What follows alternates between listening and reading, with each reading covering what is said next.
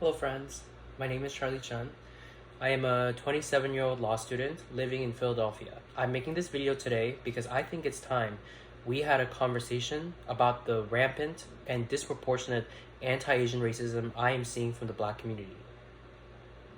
And by rampant, I mean that it is widespread, it is mostly unchecked, and is being done out in the open with virtually no one saying anything about it. And by that I mean that Asian people are talking about it amongst ourselves, but it is not entering the mainstream political discourse. It is not entering the mainstream political discourse the way that the topic of anti-Blackness in the Asian community is. At most, I've seen a handful of people, including some Black allies, talk about it on social media, but these conversations right now are at the fringes. So I'm making this video with the hopes of injecting this issue into the mainstream, and also to share my opinion on why we're seeing disproportionate anti-Asianness coming from the Black community, why the white supremacy is the cause of anti-Asian violence narrative does nothing to mitigate anti-Asian violence, and how I think we should move forward. I understand that tensions run high on these issues, and I hope that our two communities can have an open, civil, and honest discussion about the issues that I will bring up in this video, and hopefully reach a solution that works for both of us. I know that a lot of people have a lot to say about this issue, but I ask of you, please watch the full video first before you comment. I truly think that it will address some of the issues you may have with me talking about this issue, about this topic, and also I truly believe it may give you some new insights, some new things to think about. So here's how the video is going to go. I'm first going to address the common counter-arguments I've encountered while talking about this issue. Then I'm going to dive into the various ways in which I am seeing anti-Asianness in the Black community, including the physical violence, the verbal abuse, and also in our day-to-day interracial relations. And I will also explain why I think it's important for me to go over this. Then I'm going to give my analysis on why I think today's political landscape is allowing for this to occur, and my conclusion on how we can move forward.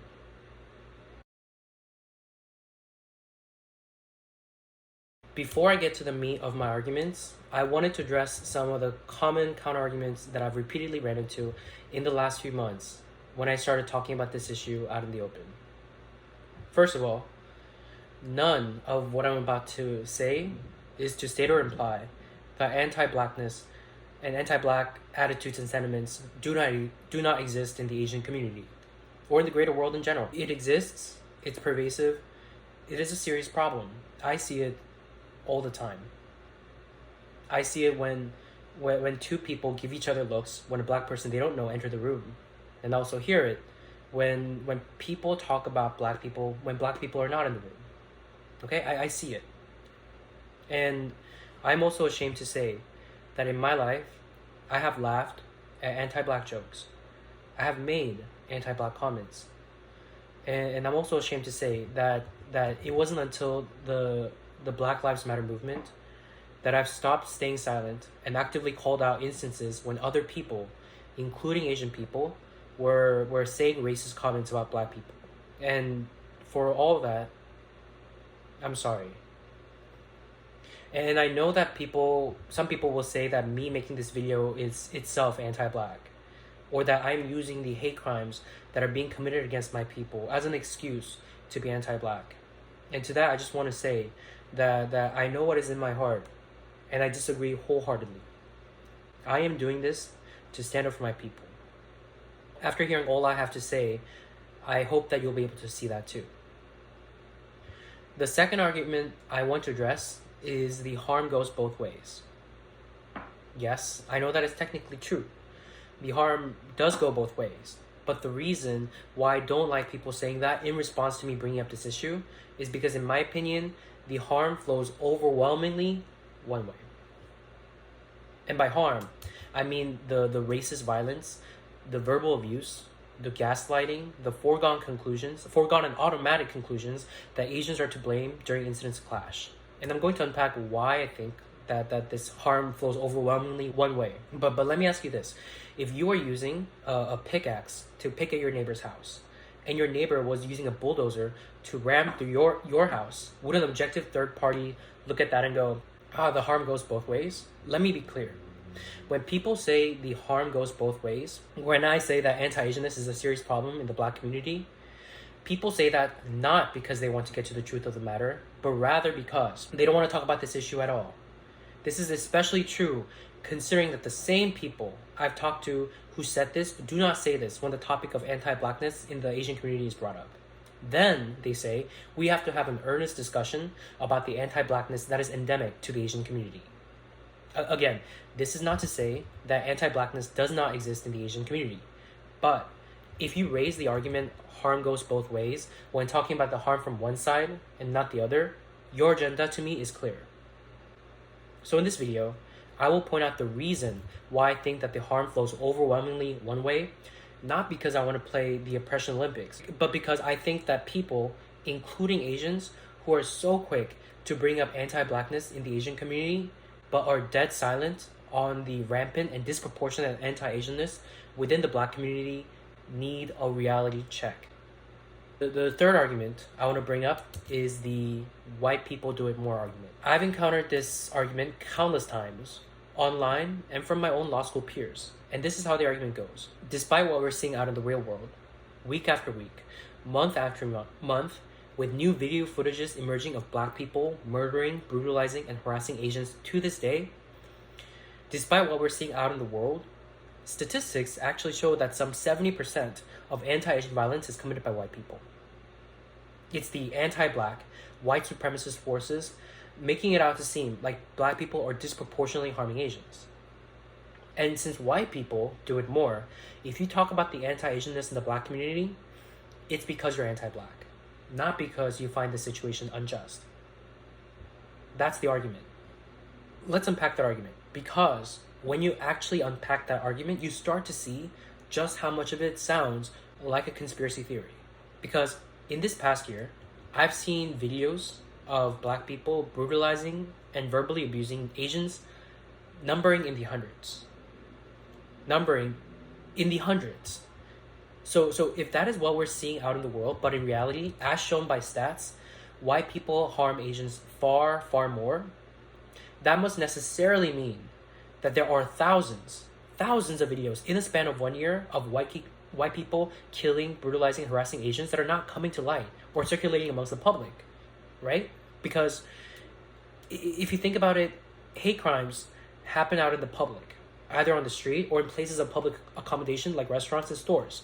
So there is no reason that white on Asian hate crimes can't be filmed by smartphones, by CCTV cameras, just like Black on Asian hate crimes. And in fact, they are being filmed. I see videos of white on Asian hate crimes and white people harassing Asians, just not nearly as much as I do of Black people doing the same. So if there were to be thousands of videos being intentionally hidden from the public by anti-Black forces, such that what we're seeing out there is a warped representation of reality, we would have noticed it by now. Because if you think about it, if thousands of Asians are being victimized one after another by white people in public, meaning hundreds of cases per month, and it was recorded not only by the victims, but also by the bystanders, the CCTV cameras at stores, restaurants, cameras pointed out to the street, and one after another, thousands of Asian victims noticed that the hate crimes they experience by white people are not covered by the local news channels, that the police departments don't issue wanted posters for these white perpetrators, that the recordings that people put up on the internet of white on Asian hate crimes get taken down or get shadow banned such that they don't circulate, the Asian victims and the community would have noticed by now. And this would have been a huge news story in and of itself. And that is what makes conspiracy theories unrealistic. For conspiracy theories to be actually true, it will require thousands of people, in this case, not only the police, but the bystanders, the store owners whose CCTV cameras capture recordings of hate crimes, news reporters, Asian news organizations, people who run Asian news social media accounts, the victims themselves, etc., to all be in on it, with not one whistleblower bringing to light what's going on. Because it wouldn't suffice for all these individuals just to act as lone wolves by themselves. Just like if there were to be a giant conspiracy to swing the elections in favor of one candidate, it wouldn't suffice for tens of thousands of people to commit the crime of voter fraud as lone wolves in the hopes that their favorite candidates will get elected. If you were to be a lone wolf actor committing an act that amounts to conspiracy, the calculus and as such your incentive isn't in your favor, because your individual impact on carrying out a conspiracy is outweighed by the risk to your personal reputation or life. No police officer, for example, is risking their career by trying to silence one Asian hate victim because the perpetrator was white in the hopes of distorting reality so as to be anti-Black. It's just not a thing. Conspiracies of such proportions would actually require a concerted effort by countless people, which is why they're conspiracies. They're unrealistic. You know how some people make fun of Trump supporters who are so stuck to their worldview that they refuse to see the mountains of evidence right before their eyes and continue to believe the implausible and unrealistic scenario whereby tens of thousands of people in swing states are somehow working in tandem with one another to vote fraudulently to get Trump out of office? Well, you're kind of doing the same thing. You say that what we're seeing out in the real world isn't representative of reality because you don't want it to be representative of reality. And that's why we see infographics like this. This says, anti-Blackness among Asian Americans could also affect how such images are disseminated. Often, videos that confirm prejudices are shared. If you take a moment to think about this, this is incredibly offensive. You are arguing, without a shred of evidence, that the reason why we're seeing disproportionate instances of anti-Asian violence from the Black community circulate among the public is because it's Asian people having a prejudice against Black people, and that as such they're amplifying stories of Black on Asian violence but not white on Asian violence. That our people are so anti-Black that we'd rather stay hush about the instances of white people brutalizing and killing us far, far more, with cases numbering in the thousands, such that the public could have the perception that it's Black people that are disproportionately harming us. And this person is arguing this without a shred of evidence. You know what this is? This is victim blaming. It's a shameful attempt at reconciling evidence that stands contrary to one's worldview without regards to the harm such narrative might cause to Asian lives. You know why we see disproportionate Black on Asian racial hate? It's not because people are colluding to hide videos of white people harming us far, far more, thousands of cases, so as to be anti-Black. It's because Black people are disproportionately the perpetrators of anti-Asian violence. That is the unfortunate truth. The simplest explanation is the correct explanation. What you are arguing for in the alternative amounts to a conspiracy theory. You know what I think of people who believe in conspiracy theories? They lack critical thinking skills, or they have an interest in believing whatever the conspiracy theory promulgates, or most commonly, both. I will unpack this more in the analysis section towards the end of this video, including the stats show white people do it more argument. But let me say one more thing on this issue. If it was Asian people, week after week, month after month, caught on video murdering, brutalizing, and harassing Black people in the hundreds, the Black community would not accept stats show white people do it more excuse from Asian people, even if it were to be true. They would be directly demanding that the Asian community start addressing this issue, and rightly so. We need to start doing the same. When people say white people do it more on this issue, it's the same thing with harm goes both ways. It's because the people that say this do not want to talk about this issue at all. They're trying to silence people. And the final counter-argument I want to address is that talking about this issue amounts to a generalization of the Black community. That is not what I'm doing here. To say that the Black community, all tens of millions of Black Americans, is racist to Asians would be a generalization. A racist generalization. To see a Black person just out there living their life, not bothering anyone, and assume that this person is racist to Asians because of what's going on would be a generalization.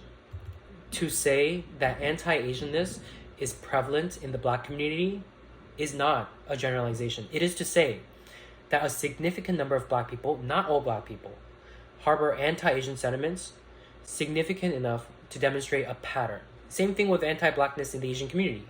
When I say anti-Blackness is prevalent in the Asian community, and I am saying that, that is not to generalize and say that all Asian people are like this. But it is to say that there are enough Asian people who think this way that we see patterns of negative attitudes and mistreatment of Black people by some Asians. So when I say the Black community and the Asian community, know that I'm talking about a significant portion of people in each group significant enough so as to not constitute a handful of outliers. I'm not talking about everyone in each group, because to do that would be an actual generalization. And that is not what I'm doing here. In no way am I trying to demonize an entire race. Again, a disingenuous argument. Disingenuous arguments being employed all around to silence people who feel the need to talk about this issue. And this is an issue. It's a serious issue. Our people are getting killed. And you cannot resolve an issue if you're not even allowed to say that it's an issue. So let's talk about it.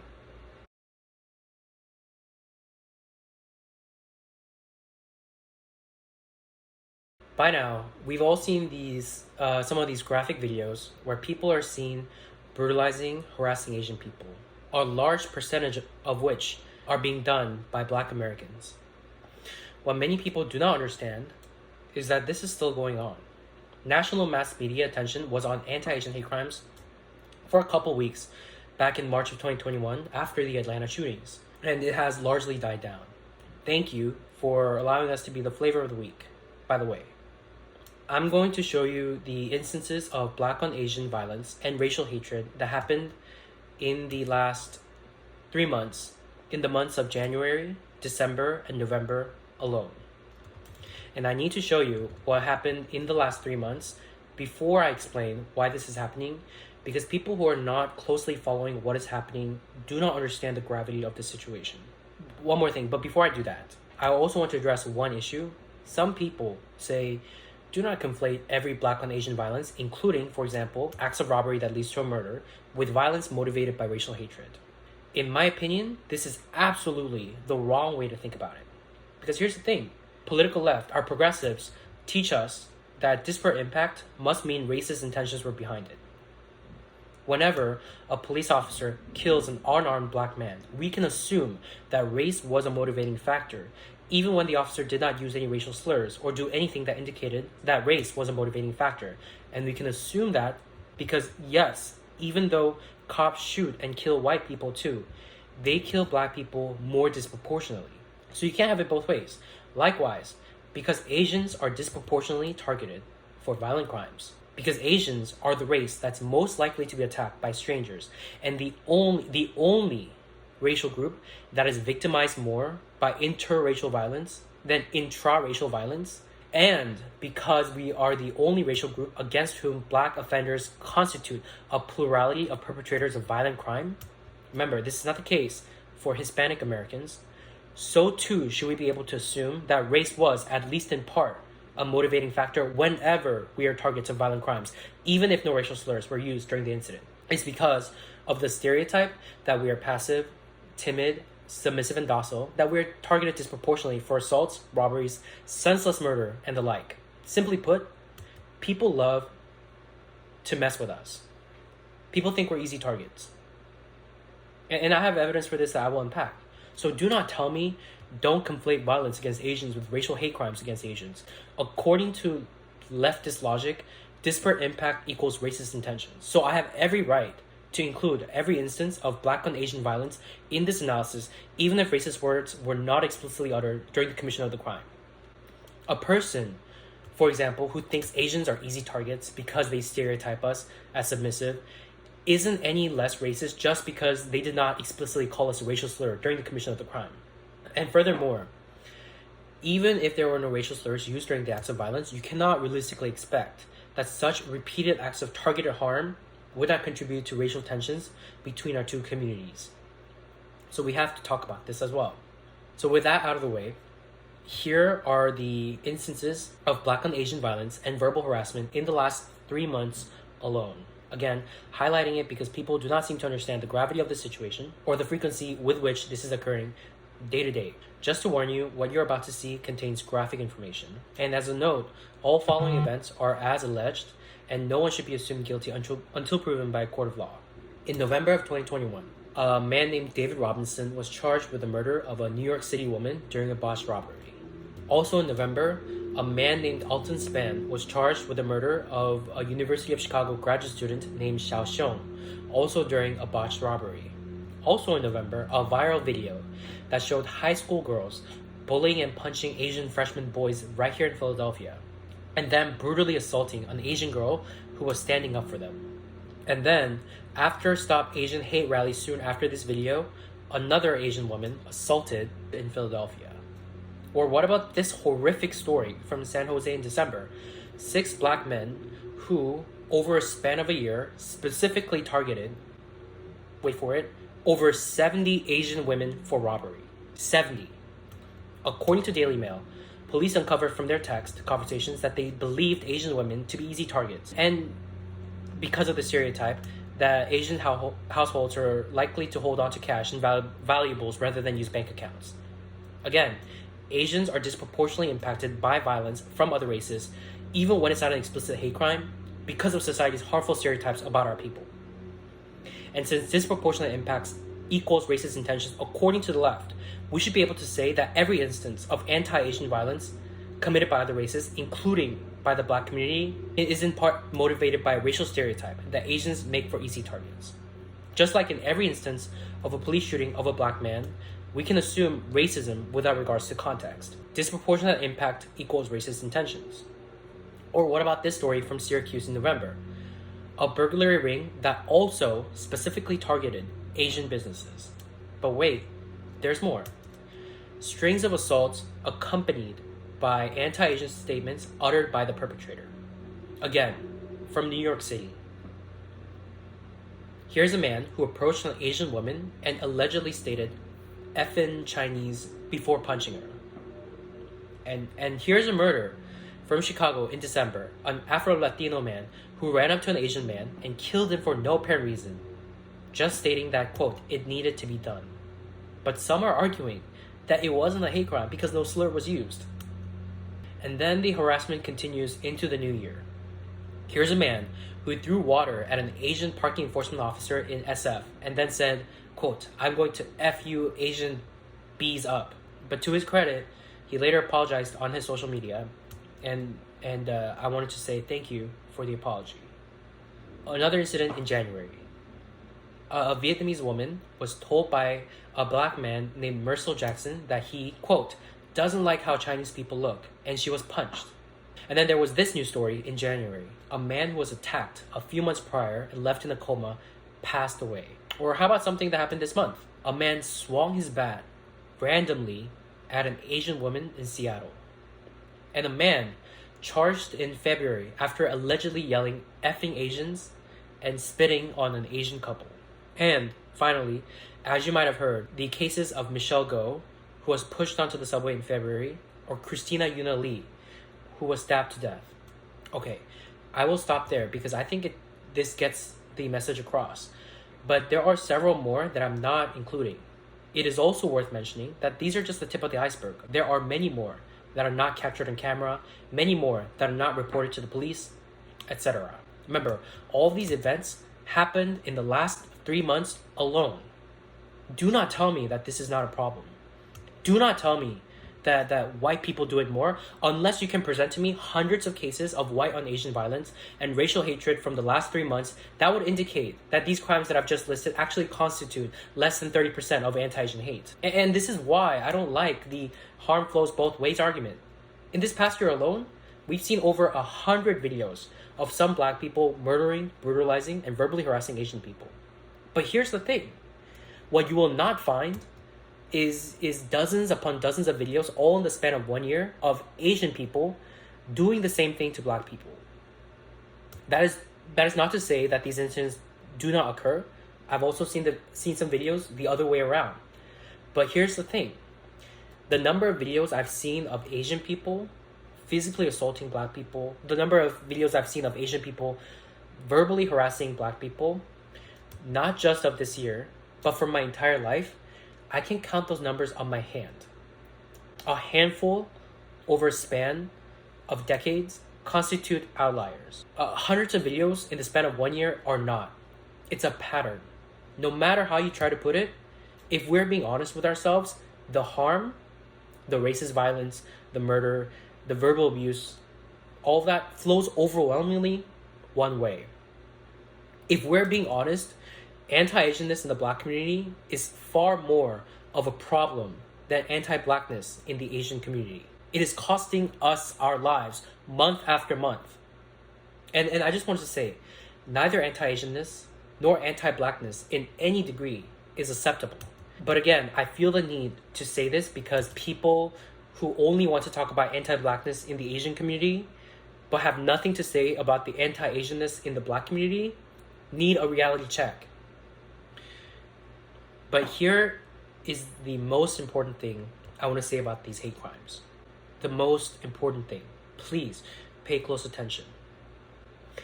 The mainstream narrative is that white supremacy is to blame for anti-Asian violence. That is the mainstream narrative from the media, from progressive political and movement leaders, and from the leaders of the Asian community as well. And the narrative is that even when racial minorities, including Black people, commit acts of racist violence against Asians, white supremacy is to blame regardless, because white supremacy pits communities of color against one another. That is what is being said about anti-Asian violence by the people who are purportedly speaking up for our people. And here's what I think about this. Firstly, it is not an incontrovertible fact, it's a narrative. I think that a far more plausible explanation for any kind of racism is base human nature.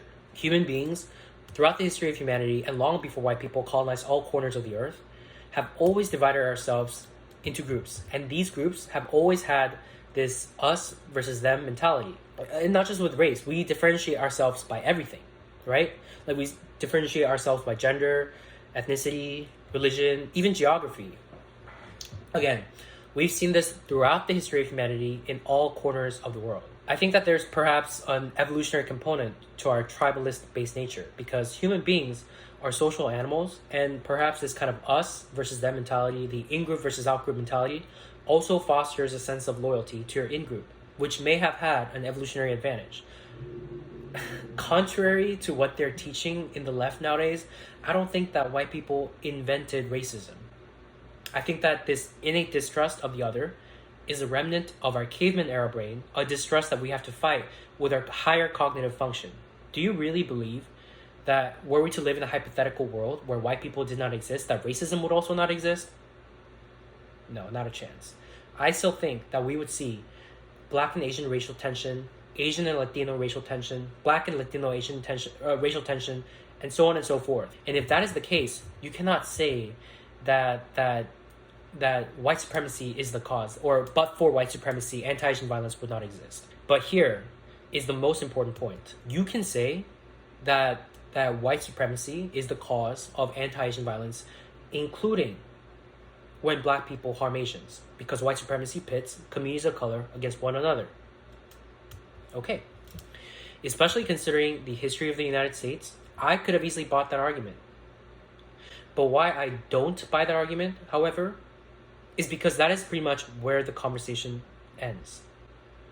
And if that is where the conversation ends, saying white supremacy is the cause of anti-Asian violence, it amounts to a cop-out. It is a way to say, look over there, to distract from the fact that a huge proportion, a disproportionate number of anti-Asian violence is being committed by Black people. Consider this. The Asian community explicitly acknowledges the anti-Blackness within our own.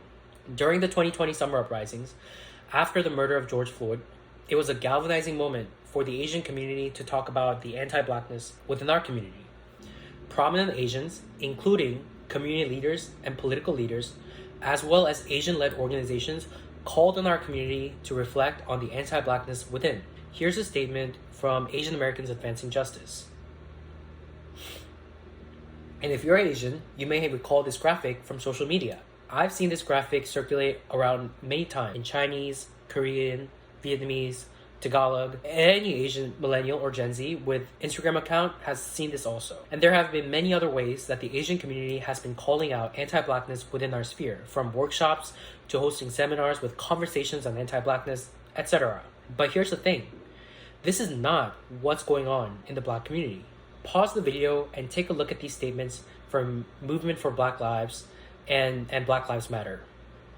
These statements were released by these respective organizations after a white man killed 6 Asian women at Asian-owned spas in Atlanta. And that's all that was said about anti-Asian violence by these organizations all throughout last year.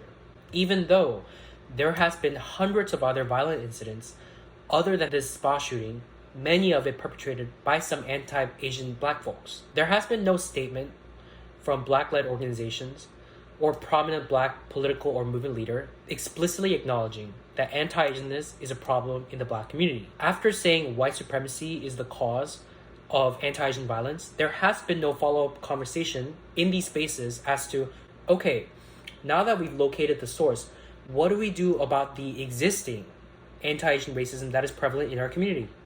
Because regardless of whatever the cause is, anti-Asianness is in the black community is obviously a problem.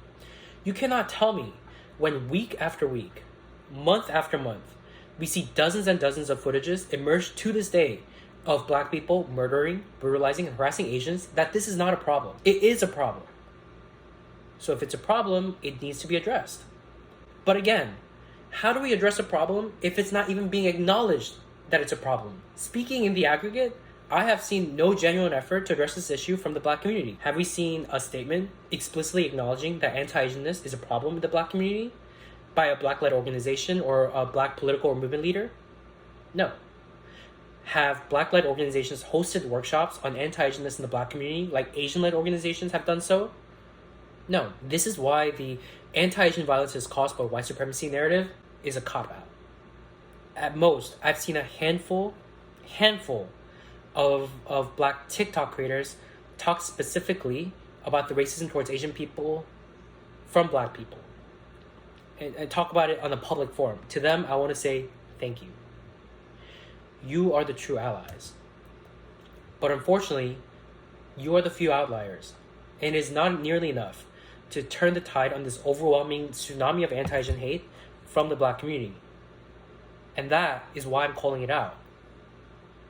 I would have much preferred for the leaders of the black community to have called their own in. But it's been a year. Hate crime still going on.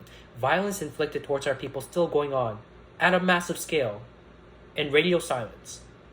So then, it may lead you to question, why is it that when the galvanizing moment to talk about anti-blackness within our community was an event, the murder of George Floyd, that tangentially involved an Asian person in the form of Officer Tao, and why is it that when the galvanizing moment to talk about anti-Asianness were strings of events, which included dozens of incidents of direct racial violence of Asian people by black people, that the black community need not explicitly acknowledge anti-Asianness in the same way that Asian people do with anti-blackness?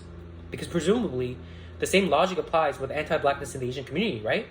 That the supposed cause is white supremacy, since it pits communities of color against one another. But then, why don't the Asian community just say that and leave it at that, like the black community has done with anti-Asianness? It is because it has nothing to do with the degree of harm from one side to the other. It has nothing to do with consistency. And it has everything to do with political power. And I will explain this all in the analysis section. And here's why I think it's significant. Firstly, I think that for true solidarity to exist, there needs to be equitable effort from both sides to address the racism towards the other. And I don't think that there is equitable effort if one side explicitly acknowledges that there is racism towards the other, while the other does not reciprocate in this gesture.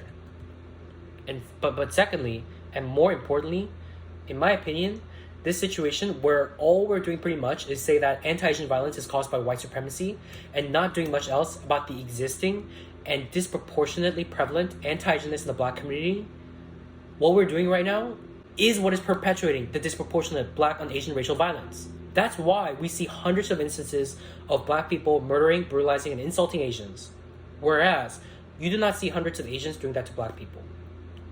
Because our two communities are held to two different standards. Think about it. Say hypothetically that there is a black person who harbors anti-Asian racist sentiments and has the desire to harm Asian people. And all they see from the news and all they hear from their respected community leaders is that anti-Asian violence is caused by white supremacy. Not even that black and Asian racial violence is caused by white supremacy, only just that anti-Asian violence is caused by white supremacy. Well then, it would be natural for that person to feel like they're not a part of this conversation. They wouldn't feel the need to question their own anti-Asianness. Same thing with Asian people. If a racist Asian person were to just hear that anti-blackness is the result of white supremacy, and there were to be no real and ongoing discussion of anti-blackness in the Asian community, that racist Asian person would not feel like this conversation applies to them. There would be no pressure for them to face their own prejudices. It's only if Asian community leaders, political leaders, and Asian-led organizations that this person respects and follows discuss the anti-Blackness within their community, that this person will be faced with the pressure of questioning their own prejudices. And that is exactly why our community does explicitly acknowledge that anti-Blackness exists, and for that same reason, the Black community, through the channels of prominent Black political and movement leaders and Black-led organizations, need to start doing the same. They haven't been doing so, and they need to start. But look, the anti-Asian hate crimes being disproportionately perpetrated by Black people is not the only thing that's leading me to believe that anti-Asianness is a serious problem in the Black community. There is so much more, and I'm going to delve into that in the next section called Interracial Relations.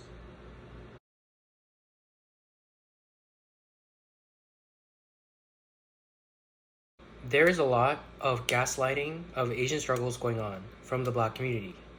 Gaslighting of the fact that so many in our society hold anti-Asian sentiments and attitudes. And the theme I've picked up from this gaslighting is you don't experience racism, or we go through so much worse. Even when Asian people are just talking about the racism we experience without comparing it to that of anyone else. Even then, there will be some Black people who feel the need to inject themselves into this conversation and say, we go through so much worse. I first noticed this in the aftermath of the Atlanta murders of 6 Asian spot workers last year. That was perhaps the only moment when the nation had a singular focus on anti-Asian hate. And I follow some Black celebrities on my social media, and they posted some Stop Asian Hate graphic, talked about the Atlanta shooting. And right underneath, in the comment sections, with thousands of likes, were comments like, "Welcome to Black America," with all caps. Now you know how it feels like to be Black.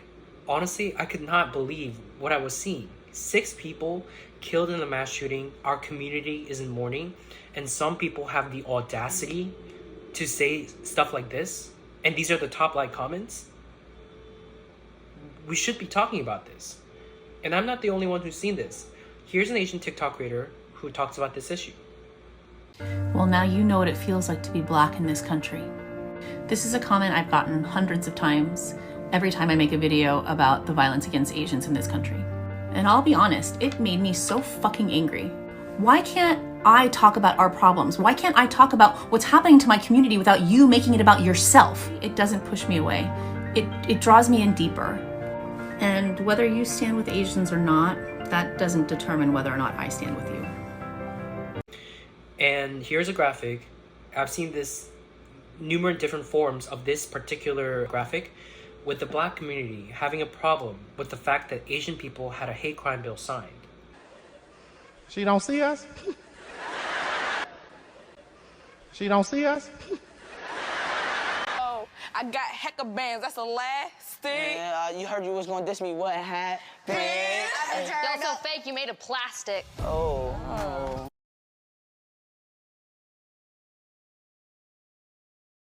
Look, the history of anti-Black violence in this country is abominable and continues into the present. But just because this group has suffered greatly does not mean that racial violence towards other groups should be minimized in principle. Mourning the victims of non-Black racial hate is and will never be meant to minimize what Black people have suffered and should not be taken as such. But according to some in the Black community, it is taken as such.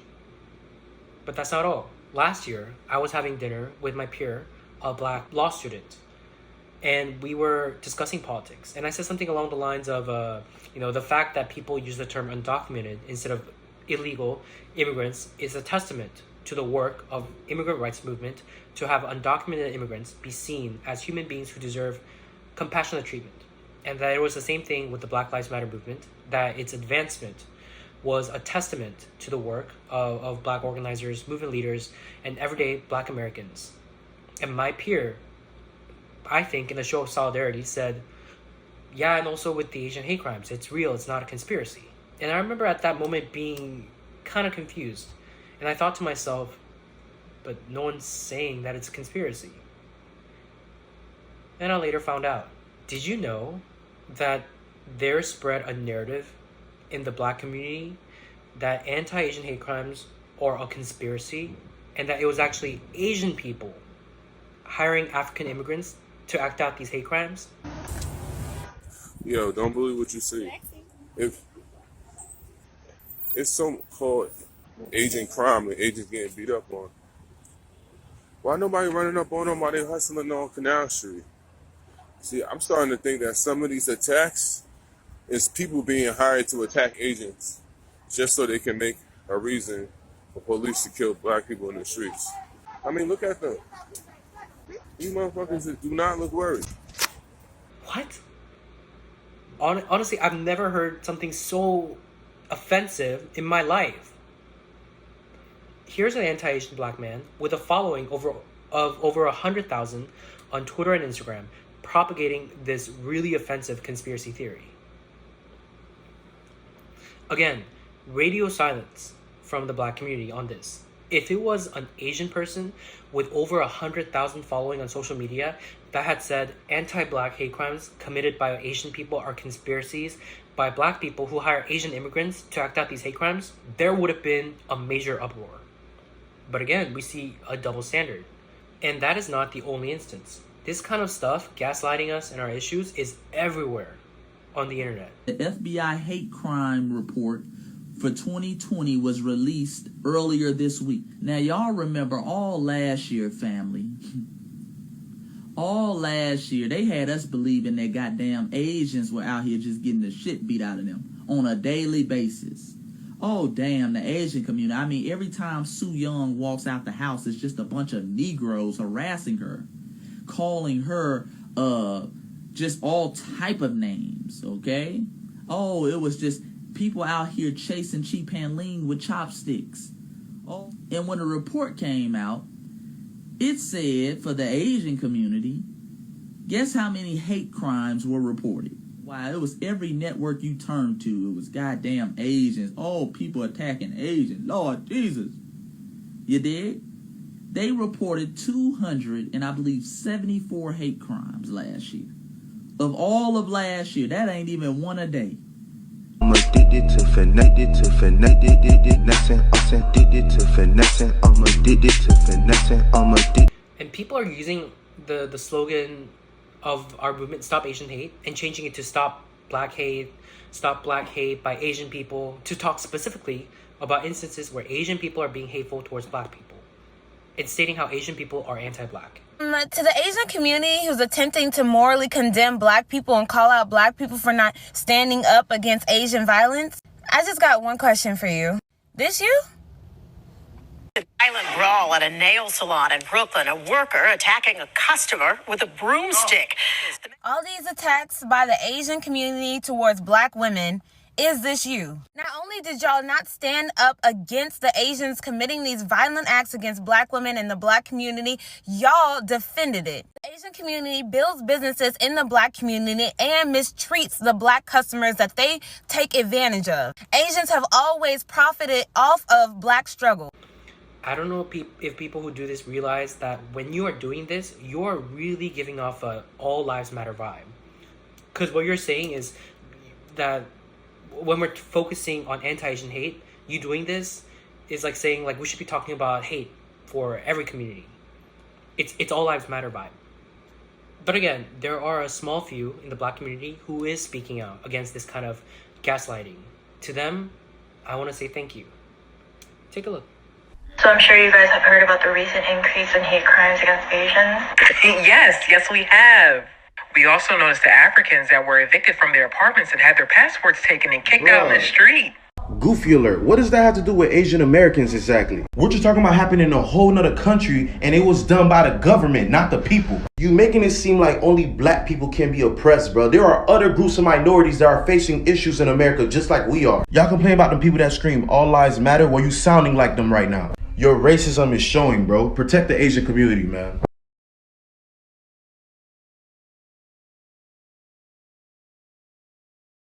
One trope that is common in the conversation about black and Asian race relations is the racist Asian store owner, especially Asian store owners in the hood. That Asian store owners discriminate against black people, follow them around stores, mistreat them, etc. Look, I have no doubt that this does happen. It does happen. But here's the truth. in at least some of these conflicts, it is quite literally the other way around.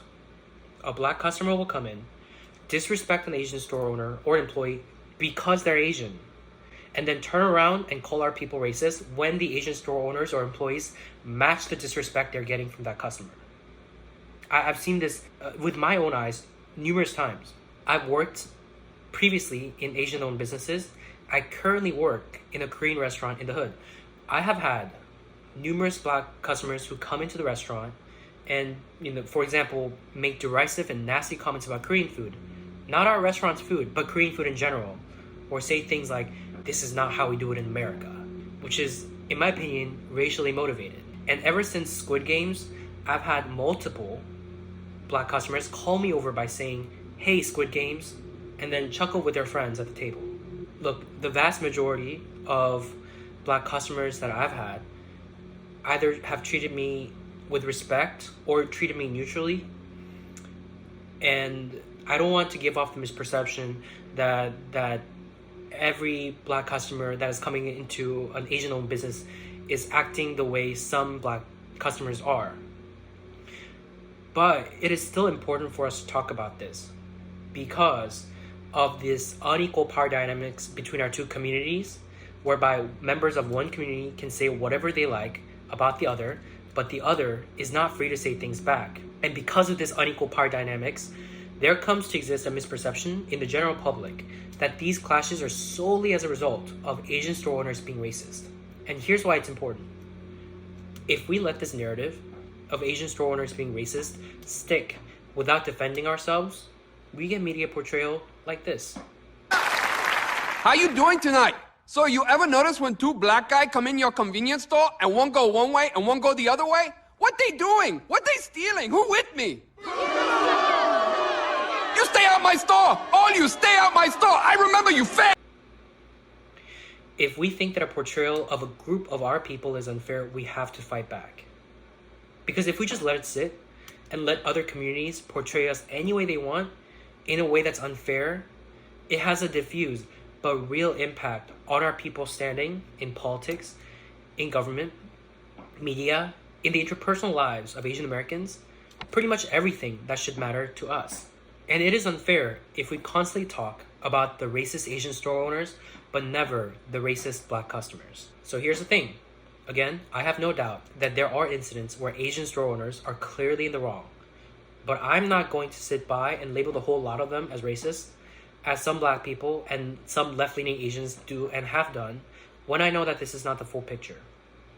And beyond that, as a matter of principle, I have very much a problem with some of our own people who are so ready and so willing to throw these Asian store owners in the hood under the bus by castigating them all as racist when that is not the full picture of what's going on. These store owners are our people who came to this country with nothing in their pockets and worked their ass off to give their kids, our generation, a better life.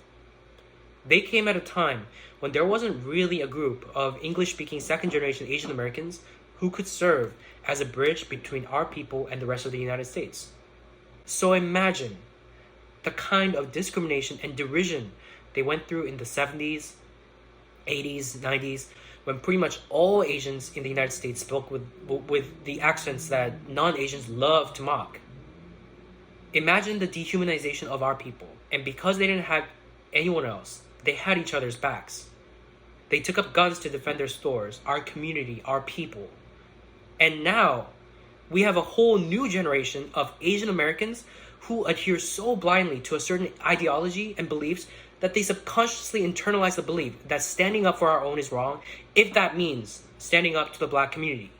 These leftist Asians will go on and on about how we as a people need to do better on our anti-blackness, and they'll talk endlessly about the racism our people experience from white people, but they try to silence our own when we want to talk about the racism we endure from the black community by calling our own racist. Take a look at one of these kinds of left-leaning Asian people.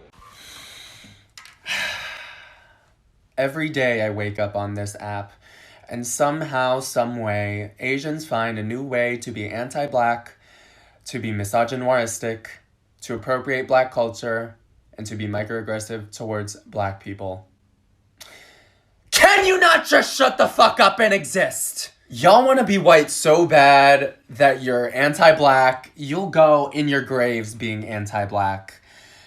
And it's a problem that Asians have. We, as Asians. And I say we because if you are an Asian and you do not hold other Asians who are anti-black, misogynistic, etc. accountable, bitch, you are part of the problem, and I don't give a fuck if you don't think so.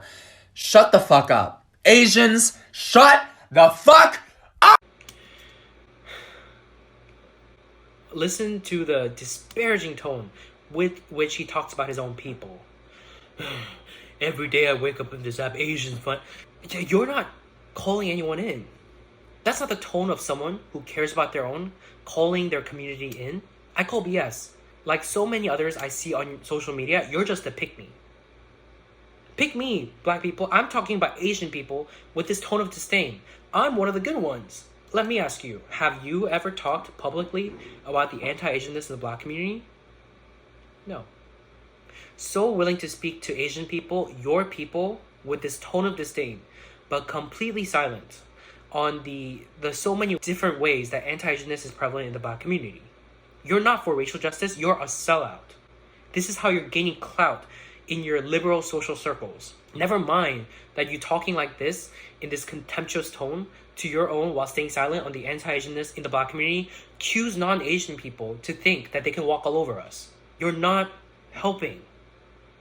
Here's an example of a person who is actually calling our community in and not being such an overt pick-me.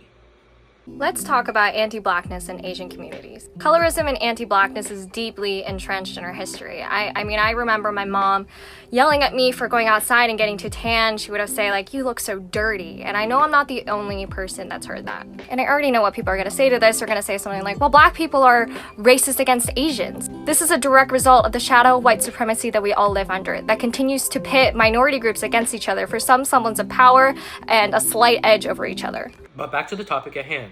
Asian businesses in black neighborhoods experience a lot of discrimination, ridicule, harassment, and other disempowering experiences. If people want to talk about discrimination of black customers by some Asian store owners, which they should, so too should they want to talk about the discrimination, harassment, and ridicule that many of our people face day to day. Lady! Excuse me? What up? Excuse me? What? Question, are you guys black owned?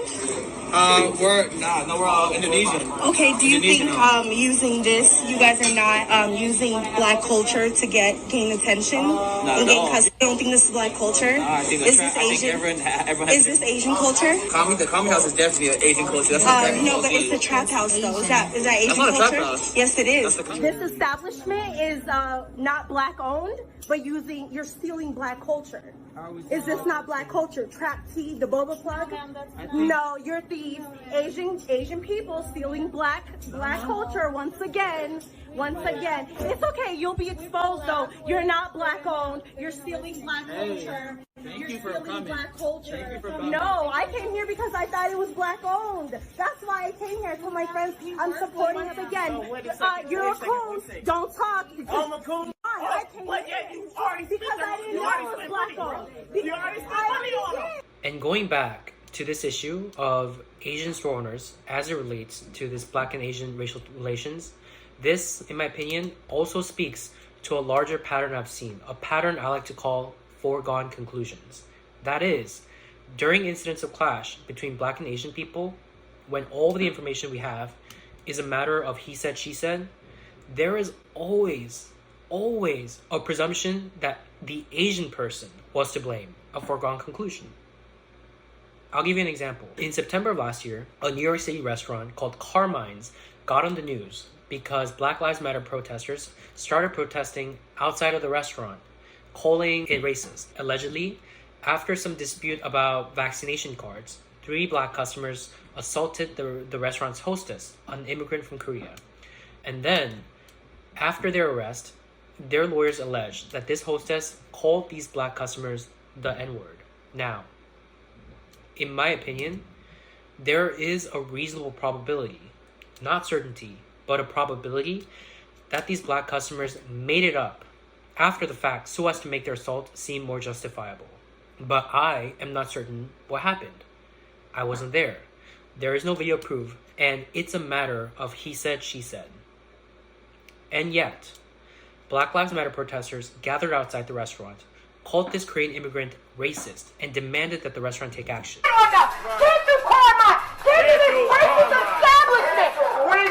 There was a racist hostess standing right here, y'all. She was nasty to black people. And therein lies a good example of foregone conclusions. These protesters were so ready to castigate this woman and ruin her life without evidence. But on the other hand, even though we see hundreds of videos, concrete evidence week after week, month after month, of black people brutalizing and verbally abusing Asian people, a rally calling a specific black individual racist, or a rally demanding that the black community address anti-Asianness within would not be tolerated. It has never happened, and it won't happen with the status quo, because our political environment does not allow for it to happen. And this speaks to a disparity in our two communities' political power.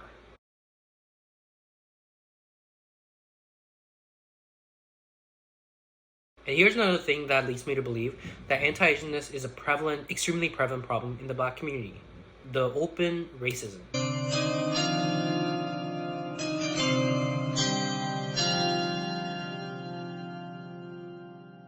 Right, I'm ready to help. Oh no, I'm not. I'm part of the problem too. Man's world, so to speak, pussy you sour. Never giving credit where it's due, cause you don't like pussy in power. Venom.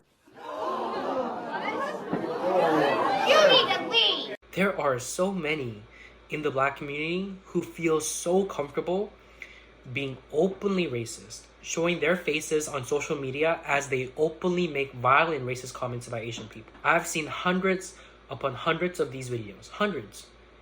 And not only that, the people that make these videos are the ones to upload them onto the internet. Think about that. Because usually, when people record themselves being racist, these videos are usually uncovered against the will of the person that made the video. Like when a frat or sorority in the South are caught chanting the N-word. These videos are uncovered against the will of the people in the video. But here, many black people are willing to upload videos of themselves being racist to their main social media account, where they're following and followed by all of their friends, because they know that there won't be any public outrage. That is power. And power that is held exclusively by the black community. No one else, including any community of color, can make videos like the ones I'm about to show you and get away with it. Here, we have a video of a man not only using a racial slur while proudly showing his face, but makes a use of a sound clip created by another black TikTok user imitating an Asian accent.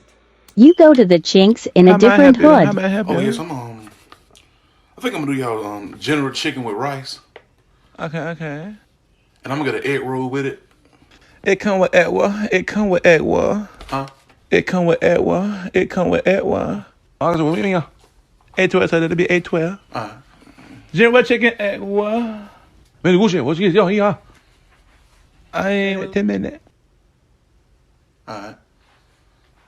Egg what? Many other black people hopping on the trend and mocking Asian accents, being racist out in the open. Here's a famous YouTuber who dressed up in racist caricature of Asian people and then went to a BTS concert last December in LA, being racist out in the open in front of tens of thousands of concert goers. Here's a guy who filmed himself being openly racist to an Asian man and then posted it to his main social media account.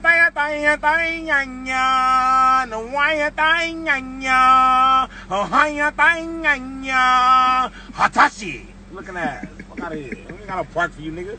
Bonnie Hatros! Yeah, amiga, Shit, look at this piece of shit. Bitch, I'm black American, you piece of shit. Chinese guy you killed. They in everybody's country. They in everybody's country, you fucking monkey. Monkey ass piece of shit. Fucking monkey. You fucking monkey. Piece of shit. Fucking black American hates you, you ugly monkey. Get the fuck out of my country. You got your own country. Fucking monkey. You fucking monkey. But we're trying to leave, but he won't leave us. You fucking ugly ass monkey. I'm black American, I'm higher than you, you ugly monkey. Michael Jordan, Kim Kardashian, fucking my race. Kanye West, you fucking monkey. You a monkey, you piece of shit. Black American hates you, you ugly motherfucker. Comfortable. You are a plain disgrace. Should have played it safe. Now I could get chinks beat in the street for no reason. Then hashtag stop Asian hate. Blood Oh my God, it's Bruce Lee. Oh my God, Bruce Lee. Oh my God, man. You not Bruce Lee, bro? You quick like Bruce Lee. You say you did that move? Bruce Lee, bro. Oh my God. To understand this China virus. Also, you don't. You can just quarantine for 5 days, and you shouldn't go to work. But like, if they need you, you should probably go to work. Hey, tôi mới có tôi không muốn nói hả?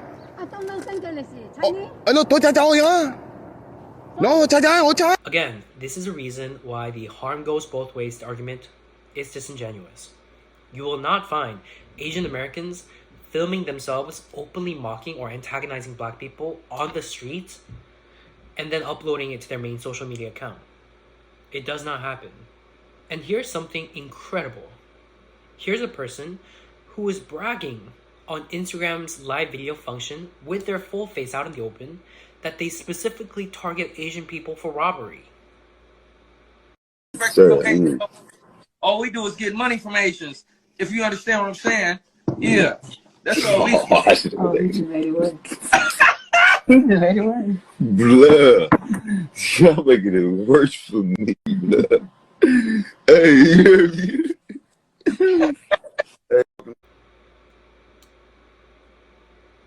But it is not just your average Joe.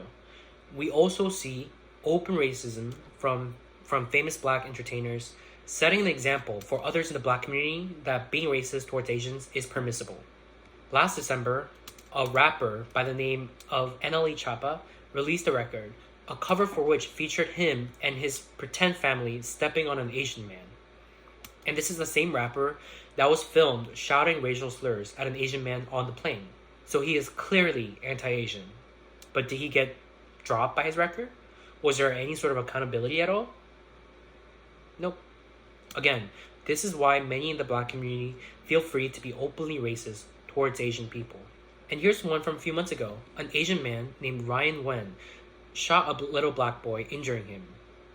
Atrocious crime. Atrocious. Shooting a little child needs to spend quite a few years in prison, in my opinion. But here's rapper T.I., who posted a graphic on his social media encouraging a boycott of a Vietnamese restaurant that Wen hadn't worked in for years.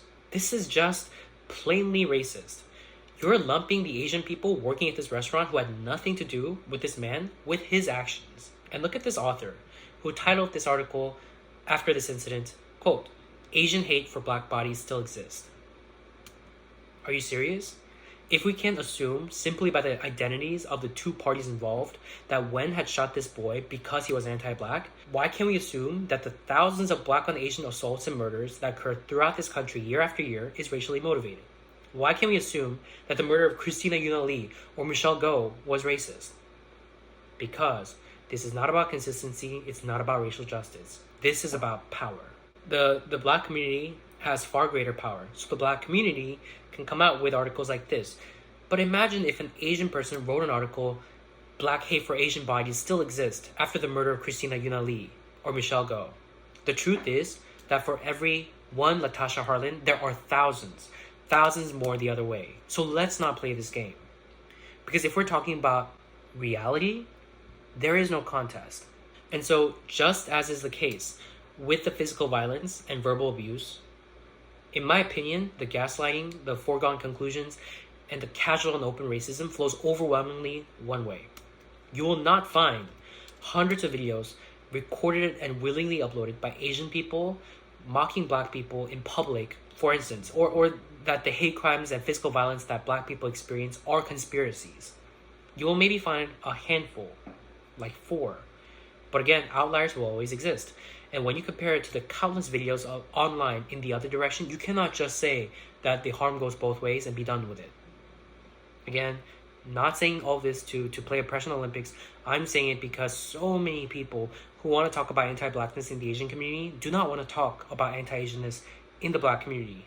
And they need a reality check. The only reason why this misperception amongst many exists that the black-Asian racial tension is chiefly as the result of anti-blackness in the Asian community is because these truths about anti-Asianness in the Black community are not coming to light. People are not talking about it in the public discourse. And this is because, again, the Black community has greater political power. And I will explore this more in the next section.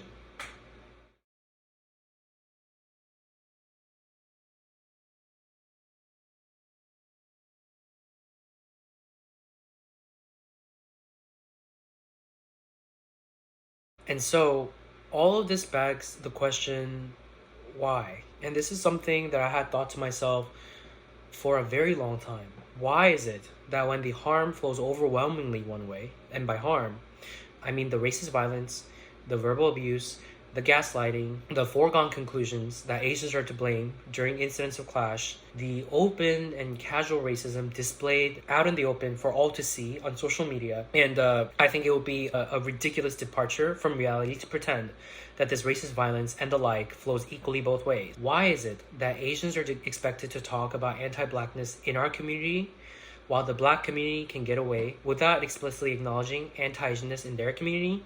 Why is it that when the galvanizing moment to talk about anti-Blackness in our community was the murder of George Floyd, which tangentially involved the Asian community in the form of Officer Tao, and the galvanizing moment to talk about anti-Asianness last year included hundreds of violent anti-Asian hate crimes committed by Black people that prominent Black organizations and voices need not explicitly acknowledge the anti-Asianness within their community? Why is it that Black people can openly and freely talk about anti-Blackness within the Asian community? Some of the most outright disrespectful things said to me, like racist-wise, have been from like Asian people. I'm kind of wondering what Asian communities tell their children about Black people now. But Asian people cannot realistically do the same in our social environment without being ostracized. Do you know why we're seeing this double standard? It's because the Black community has far greater political power and has used that political power to create an environment in which Black people, for the most part, have blanket immunity in the court of public opinion when they do something racist. And this blanket immunity is achieved by labeling people as anti-Black when they talk about racism from the Black community. That is what's going on. Especially when you consider that this goes hand in hand with what they're teaching in progressive circles nowadays, that Black people can't be racist. This isn't even a fringe narrative in the left. It is now the mainstream narrative. Black people cannot be racist. Here's why. The word ism means system, yet nowhere in the definition of racism itself does the word system exist. That was on purpose, so we don't acknowledge racism for the larger system that it actually is. Racism cannot be exercised without power, which should also be in all of the definitions. I gotta think of a way to get this money by tomorrow. I gotta think of a way to get this money by tomorrow.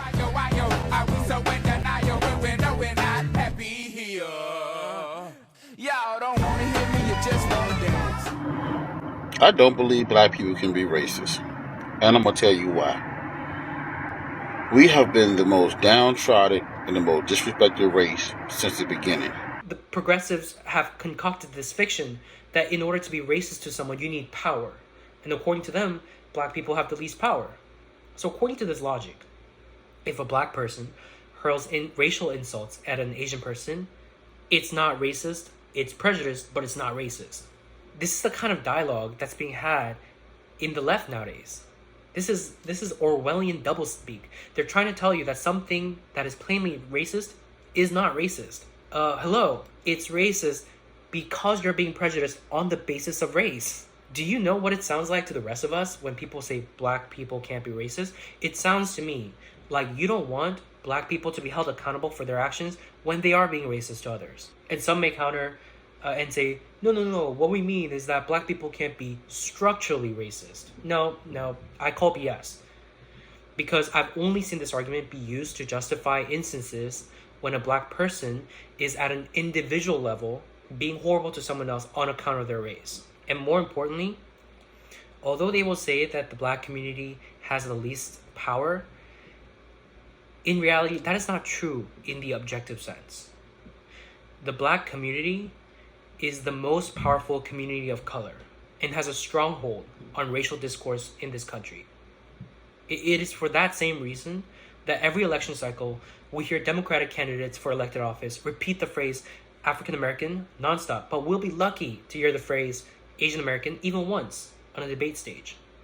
It is for that same reason that Hulu, Netflix, and Amazon Prime have a Black Stories or Black Lives Matter collection, but do not have a comparable selection that highlights the struggles of Asian Americans. This political power is also the reason that Biden has promised to look exclusively at Black women to be the next Supreme Court justice. Now, I've also taken a look at the list of potential nominees, and in my opinion, these Black women are highly qualified, and they would have been some of the top candidates anyways, even if Biden had not made the explicit promise during his presidential campaign that he would nominate a Black woman. But my point is, Biden isn't doing this because he wants the court to reflect the racial makeup of America. If he did, he would have picked an Asian woman, because there has not only been no Asian woman to sit on the court, but also never an Asian person, period. There has been 2 Black justices and a Hispanic justice.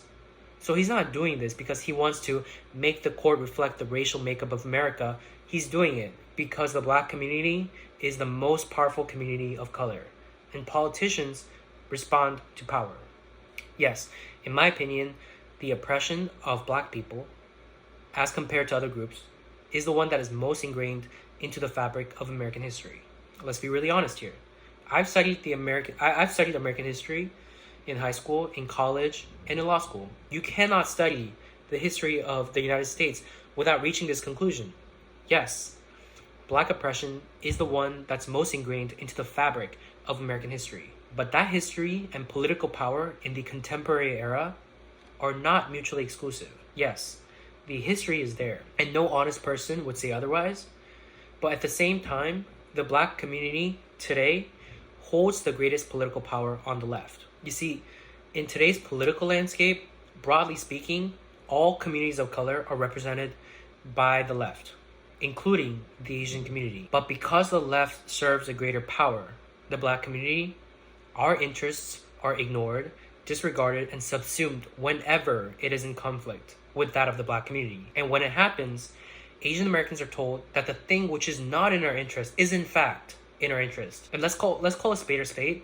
On this issue, our interests diverge. The left will have you believe that it's all of us against white people at all times, that we have to unite against this common enemy. But in reality, this is a fiction that they're employing to keep the racial tension between minority communities that are simmering underneath the surface from boiling over. Even if the tension boiling over is what is needed for us to start talking truthfully about what is going on, or for the Asian community to be finally heard. So all of this is happening at the expense of the needs of the Asian community. In reality, there definitely are instances where the interests of the minority communities diverge. And leftist Asians, I want you to heed my words. When the interests of our communities diverge, it is every right of Asian people, and in my opinion, a duty, to stand with our own. If you're not willing to do that, the least you could do, the bare minimum, is to stop castigating Asians who are willing to do so by calling them racist, anti-Black, and by doing so silencing our people who are willing to unashamedly speak for our interests. We have an interest in calling out any community that is disproportionately demonstrating anti-Asian animus, even if it is the Black community. And the Black community has an interest in upholding this mainstream progressive narrative being pushed on their behalf that Black people cannot be racist, that they are only the victims of racism and never the perpetrator. And progressive people in response will say, no, that's not what we've been saying. Yeah, no, it actually is. Through your words and your actions, that is what you're implying, or more often than not, explicitly stating. Take a look at this video from 6 years ago, when an Asian woman wanted to talk about the racism she endured from a Black person. The crowd tried to silence her. This is the political environment of our time. So I was walking with 3 of my friends from both China and Taiwan, and suddenly there is a car just rushed through us, driven by an African American, shouting that go back to your home, like go back from where you are from. The point I'm making here is that we should not distinguish people by their race or gender or anything. black people can be racist. White people, sorry. Oh no. I will make it. I will drag it. And this is the reality for Asian Americans.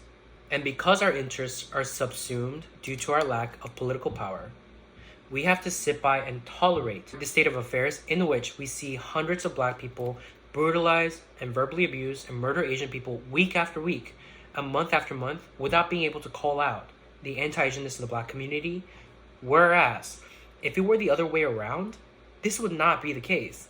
I can bet you my life that had it been Asian people captured on video week after week, month after month, with hundreds of videos within the span of 1 year, brutalizing and verbally harassing black people, the black community, as well as left-leaning institutions, including most major news media and academic spaces, would have felt completely free to strongly and directly demand that Asian people address the anti-blackness within our community. They would not have accepted the white people do it more argument, nor would they have been satisfied with saying that the cause of the strife was white supremacy and leaving it there. Recall the Carmine incident I mentioned earlier. There, even though there was no definitive proof that this Asian employee called the 2 black customers the N-word, again, it was a matter of he said, she said, the black community mobilized, called this Asian woman a racist in public. Again, this happened over an incident where there was no concrete proof. Do you not think if there were hundreds of videos, week after week, month after month, of Asian people overtly brutalizing and harassing black people, that the black community would not demand on the streets that the Asian community take action to address the anti-blackness within? No, not a chance. So why aren't we doing that? We aren't doing that because we're not able to do that. Because the black community, with their greater political power, has fostered this environment whereby we are not really allowed to talk about racism we experience from black people. We need to be able to say that the black community must explicitly acknowledge the anti-Asianness within their community in the same way that we have been doing with anti-blackness. And we need to be able to say this because, again, prominent black organizations and political and movement leaders who are collectively the leaders of the black community and the face of the black community as it relates to race relations are not explicitly acknowledging anti-Asianness within their community.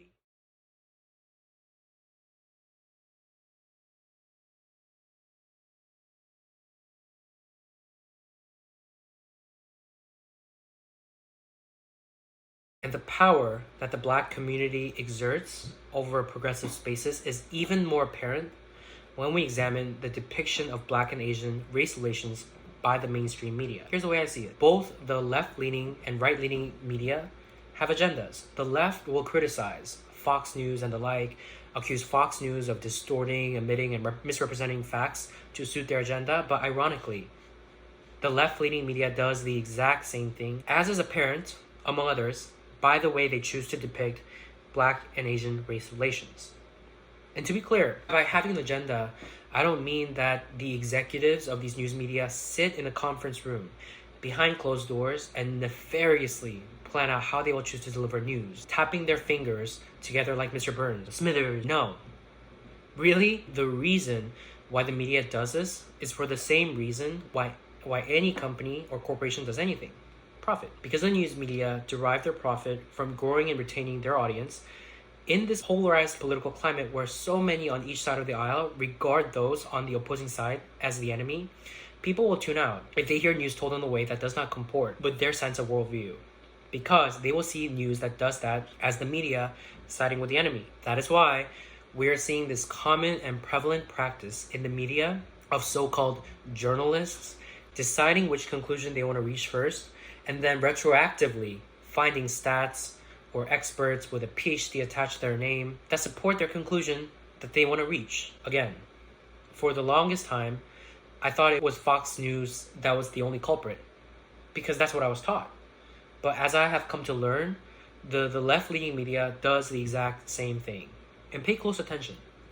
Here's the worldview of those on the left. The worldview that the left-leaning media needs to serve and reinforce in order to retain their audience. The worldview is that there's a hierarchy as it relates to any axis of oppression, race, religion, and so forth. And those who are lower on the totem pole cannot oppress or cause harm to those higher in the hierarchy. People who believe this thing accept it as fact when it is a questionable ideology at best. And by the way, ideology that is taught as if it is a fact is propaganda. This worldview is apparent in the way that adherents choose to highlight or ignore certain events. This worldview is also apparent in the language they use. When something like this happens, it's punching up, meaning punching upwards in the hierarchy. Or harm that flows upwards in the supposed hierarchy isn't harm at all, especially when it's towards white people. You can't oppress the oppressor. I don't know who needs to hear this, but when you say that, what you are actually saying is, I am doing something that would have been considered oppressive had it not been for my identity and the identity of the victim, but that doesn't apply. I can be as hateful as I want because you can't oppress the oppressor. It's just a thinly veiled excuse to be hateful. This hierarchy ideology is the reason why the left is in uproar when a synagogue is shut up by an avowed white supremacist, but we barely hear a peep from them when a radicalized Muslim man who professes a hate for Jewish people takes hostage in a synagogue. And that is why when a black man who professes his hate for white people on his social media ran through a Christmas parade full of white people, CNN did a light coverage on the story and then framed this as, quote, "It's been a week since a car drove through a parade killing 6 people." Are you kidding? A car drove through a parade? That's like saying it's been a week since a gun killed 6 people at a high school. They're using this obvious indirect and roundabout language, whereas we know the language they would have used had it been an avowed white supremacist with a social media record of hateful language towards racial minorities who rammed through a bunch of minorities in the car. They will not condemn this act of hatred with the same tenacity, because to do that will be to acknowledge that hate and harm can come from any community towards the other. And that really does not help with this hierarchy propaganda. So they ignore it, or they downplay it. This grotesque and blatant hate crime hypocrisy is the single biggest thing that has made me depart from the far left. How can you say that you're for justice? Hate is hate. And these actions of outright ignoring or downplaying hatred through subtle manipulation of language, depending on the identity of the perpetrator, is really a spit in the face to the victims and the families of the victims who get killed. Do not tell me that you are for racial justice or social justice if you're okay with this. And as it relates to the left's racial hierarchy, here's what they say. They say that black people are at the bottom, white people are at the top, and everyone else is in between. Lisa Ling said exactly that in a conversation with Jada Pinkett Smith on the tensions between our two communities. Again, complete fiction, made up out of thin air. If that were to actually be the case, the black community would not hold this near monopolistic sway over racial discourse in this country. That's power. And if that were to be true, the black community would not hold such dominance over American culture, including the dominance of hip-hop in our music industry. That's soft power. That contributes to the community's political power. 2020, what does hip-hop represent today? I mean, at this point, it's the culture, period. We took over the world with the power of our sound. There's a reason why so-called Gen Z slang, how an entire generation talks, sounds so much like AVE. And you know what? Honestly, good for them. This achievement in political power and cultural soft power is a result of their hard work. Just like any achievement by any minority community is a result of our toil, including the achievements of the Asian community. But my point is, if this hierarchy were to be actually factual, the black community would not have any of this. And that is why you don't see in instances of actual hierarchy, like the caste system of India, the so-called untouchable class in India exerting such influence over politics and culture of India, because that is what actually entails occupying the bottom rung of a hierarchy, having no influence. And that is not what's going on here. This hierarchy narrative in the left is just straight up propaganda. It's not true. It is just a covert way to pry political power from everyone, including other marginalized communities, in order to bestow that power upon the few groups favored by the left. The few groups that supposedly sit in the bottom of a hierarchy, but exert dominance over the political discourse of a side that represents one half of the country. Question what you're being taught. But going back to Black and Asian racial relations as depicted in the mainstream media, this is the reason why we're seeing a warped representation of what is going on in race relations between the Black and Asian communities in the media. Because people who have certain worldview will start tuning out if they're continuously bombarded with stories that fly in the face of this worldview. And the way that the media grow and retain their audience in today's polarized world is by telling or omitting stories in a way that pleases their audience. So in the case of Black and Asian racial relations, the left-leaning media, which, let's be honest, is the mainstream media representing almost all newspapers and all but one major cable news network, the mainstream media, because of this racial hierarchy worldview of their core audience, they will have no problem highlighting anti-Blackness within the Asian community, but will be dead silent on the instances of anti-Asianness in the Black community or try to explain it away. Their bias is so astoundingly obvious when you pay close attention to the language they use. So in effect, because of the political power of the Black community, the media, paradoxically, will depict Asians as the more powerful community, higher in this racial hierarchy, acting oppressively towards Black people, and in doing so, causing a strife in our racial relations. And I will provide you some concrete examples. In December of 2021, the New York Times released an article called "In Fight Against Violence, Asian and Black Activists Struggle to Agree." And it's a perfect example to highlight how the mainstream media caters to the racial hierarchy worldview of those on the left. And it's also important to know that this article was presented by the New York Times as news, not an op-ed piece. So in effect, they were presenting their narrative as that of fact, not of opinion.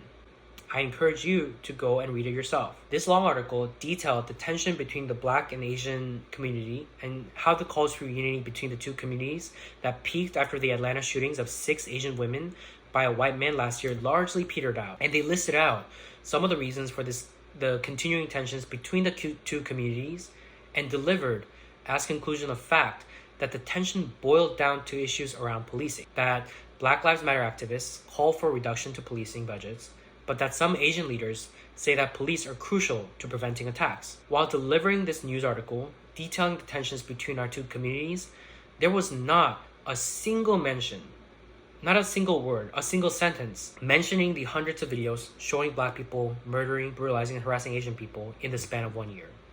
And I will tell you why that's relevant. After those few sentences at the top of the article, pay close attention to the language used by the rest of the article on what is going on in terms of this disagreement surrounding policing, as well as on the broader tension between the two communities. When you parse out the language, it sends a subtle, implicit, but clear message that Asian Americans are to blame for this tension, implying that being of a higher position in this supposed racial hierarchy, Asian Americans, through their beliefs, actions, and their societal positions, are acting oppressively towards Black Americans, and in doing so are causing this strife. In the article, they trot out an Asian professor, which they always trot out an Asian person to say some out-of-pocket stuff about the Asian community. An Asian professor who stated that Asians see police as the protectors of private property. See how that reads to those who believe that police are per se oppressive. Wow, the police are killing Black people and Asian people see these oppressive force as protectors of private property? Asians are in cahoots with the oppressors. They are the oppressors. And also, a generalization to say that Asians see police as protectors of private property, I certainly don't see them that way, and I know many Asians who do not. But you see, racial generalizations are not a problem when it is used to support leftist arguments. It is only if it is used against leftist arguments that the left has a problem with it. Dr. Kim states, what kind of a forum would have a conservative, affluent Chinese immigrants talking to Black activists from a poor urban area, saying we need to defund the police? Yeah, calling Chinese immigrants, some of whom are the poorest of the poor in this country, a conservative and affluent bunch. These conservative and affluent Chinese immigrants supporting a racist policing system that harms Black folks because they are the protectors of private property. The article also briefly mentions an Asian man, Mr. Chan of the Chinatown Chamber of Commerce, who stated that policing was required to address hate crimes towards our elders. And the article then provides a counterargument by a Black activist with no rebuttal from Mr. Chan. Listen to this quote.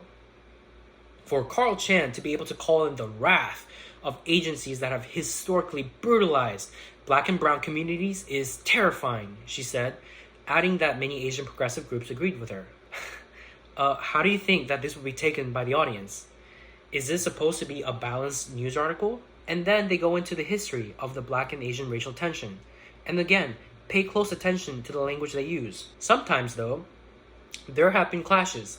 In the 1990s, Korean business owners in South Central LA wrangled with the poor black residents in the area. Poorer, meaning more marginalized. These wealthier Asian store owners wrangled with the poorer black residents. And the article connects this to the LA riots. Again, this is a subtle way of pointing fingers. And generalizations, again, being used all around. Do you know how else this article could have been phrased? In 1990s, Korean business owners in South Central were forced to defend themselves from black residents who killed a dozen Asian business owners in the weeks leading up to the death of Latasha Harlins, who died at the hands of a Korean store owner. All of which raised tensions between the two communities and contributed to the burning of K-Town during the LA riots.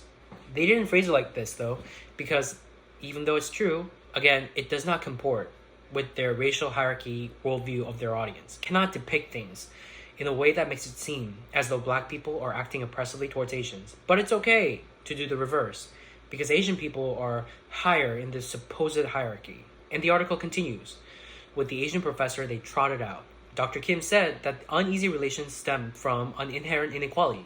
Because Asian people do not trace their roots in America to slavery, she said, they are often compared with white people in socioeconomic status. Again, this article is presented as a news article, not an op-ed piece, and there is no opposing viewpoint that is presented. So in effect, what New York Times is saying is this is the cause of the uneasy relations, an inherent inequality, because Asians were not enslaved in the US, or because of a difference in socioeconomic standing, a difference that is leading Asians to support an oppressive police force that is brutalizing poorer black people. That is how the New York Times is choosing to portray this tension. All around, subtle digs aimed at our people, but it's okay because they brought out an Asian person to say all of this. Does not matter that so many other Asian people have opinions on this tension that are polar opposite to that of Dr. Kim. Her opinion is what the leading newspaper in this nation is going with, and no spotlight for the rest. This article is a dig at our people. They are attempting to portray the Asian community in a certain way, using gross generalizations and subtle manipulation of language. Again, on a news article, not an op-ed piece. But here is the reason why this news article is propaganda, nothing more. The New York Times, the supposed gold standard for journalism in this country, is just plainly propagating partisan leftist worldview. And here's why. This article talks about the black and Asian racial tension, and the article goes so far as to mention slavery as a contributing factor in this tension. But not a single sentence, not a single word on even the possibility that much of this tension could come from the hundreds of videos we've seen only in the span of a year where black people were filmed murdering, brutalizing, and harassing Asian people. Hundreds of videos.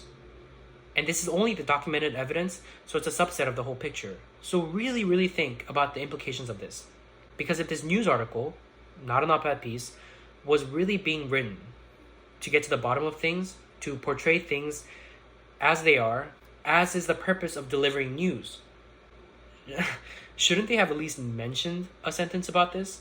If they're going to talk about policing, socioeconomic standing, and even slavery, all of that as reasons why there is tension, it also seems to me that hundreds of videos, all of it happening today, not hundreds of years ago, like slavery, of members of one race brutalizing another, could be a source of tension in race relations.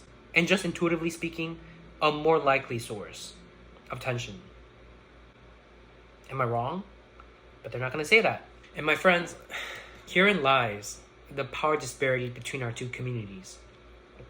Not a single word on the countless instances of black and Asian racial violence and harassment, all within the span of a year, and still going on today, in an article detailing the tensions between our two communities, while including language that implicitly and subtly, but clearly, point blame of this tension on the oppressive Asian community.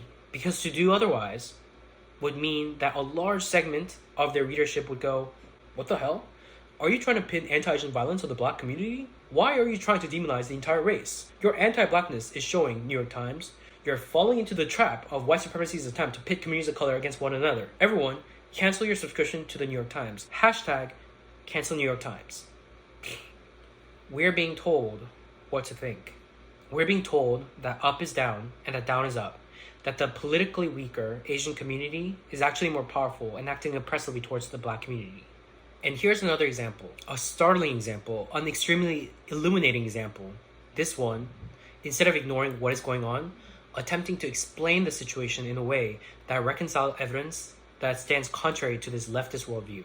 On NBC News, viral images show people of color as anti-Asian perpetrators. That misses the bigger picture. Basically, what this news article stated was that what we are seeing out in the world with hundreds of videos of black people brutalizing Asians is not representative of the actual picture, and that stats actually show that it's white people that commit the vast majority of anti-Asian hate crimes. Recall what I had stated at the beginning of this video about those who claim that what we're seeing on the streets is not representative of reality. This is the kind of article they show me. This NBC article states that some 75% of anti-Asian hate crimes, both before and during the pandemic, are committed by white people. Have you heard of the saying, there are lies, there are damn lies, and there are statistics? Well, this is one shining example of it. This article relies on a study published in a professional association called the American Journal of Criminal Justice.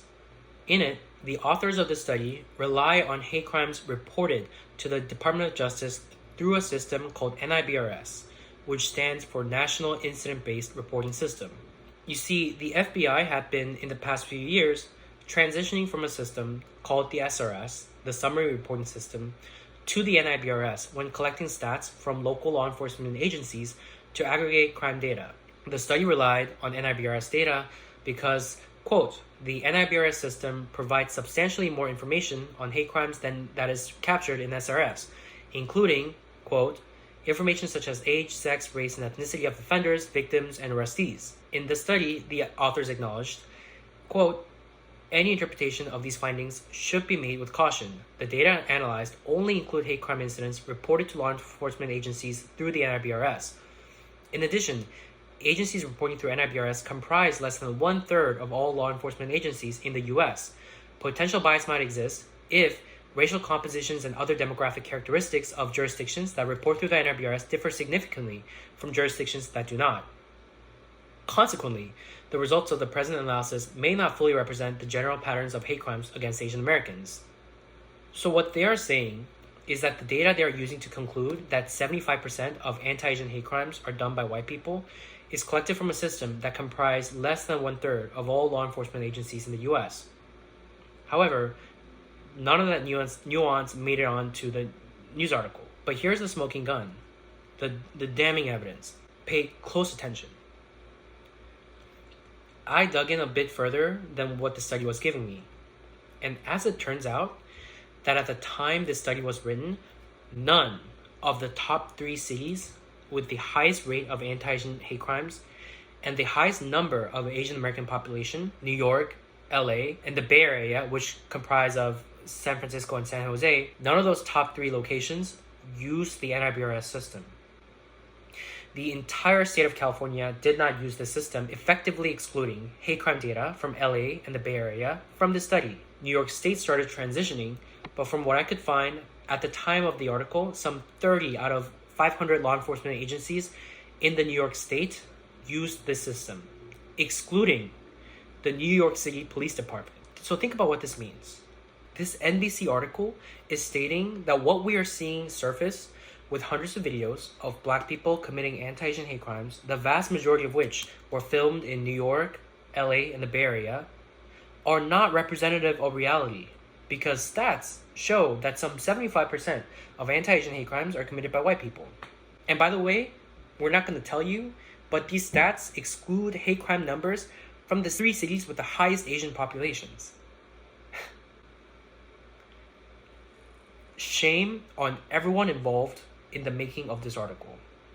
Shame on NBC. You are presenting as fact something so glaringly misleading, and in doing so, toying with our lives in order to satiate your twisted worldview. Shame. In my opinion, you had a conclusion you wanted to reach and retroactively found ways to shape facts in a way that supported your conclusion. You had no regard for whether your position might be wrong or that your wrong position may harm the Asian community in the form of perpetuating the disproportionate black on Asian racial violence by diffusing blame from where they lie. To the Asian person who commissioned this study, if you knew that you wouldn't be able to include hate crime data from New York, LA, and the Bay Area, and you knew that, quote, consequently, the results of the present analysis may not fully represent the general patterns of hate crimes against Asian Americans. Why did you release this study in the first place? And the professor in this article, using this flagrantly misleading study, argues that such, quote, dangerous misperceptions that Black people are disproportionately committing anti-Asian hate crimes could have, quote, long-term consequences for racial solidarity. You're not a professor, you're a propagandist. You should be ashamed of yourself. I found out all this stuff about the NRBRS within the span of an hour. You, as a professor whose authoritative voice is being amplified by a major national news media, should have held yourself to a higher standard. But going back to the media depictions of Black and Asian relations, all of this speaks to the political power that the Black community has on the left. And the leftist worldview that is upheld for the sake of the Black community, where tensions between their community and ours is largely or solely the result of anti-Blackness in the Asian community, and in which anti-Asianness, even when our own eyes tells us is being disproportionately perpetuated by the Black community, is actually the fault of white supremacy and white people more broadly, because these faulty stats show that it's actually white people that commit more hate crimes towards Asians. And in any case, even if Black people harm Asians, it's white supremacy, because it pits communities of color against one another.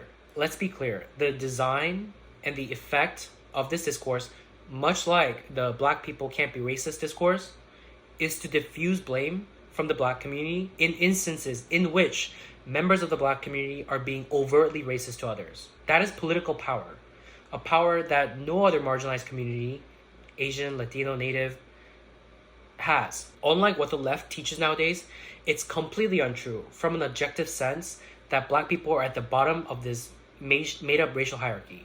They are the most powerful community of color, and left-leaning institutions, including most academic institutions and the mainstream media, march to the drumbeat of the interests of the Black community, distorting reality at the expense of fomenting an unfair portrayal of the Asian community. This power is apparent in so many ways. That is why we see, for instance, NPR's tweet about the first woman of color mayor of Boston, Michelle Wu, stating that it was a disappointment that it wasn't a Black woman who was elected mayor.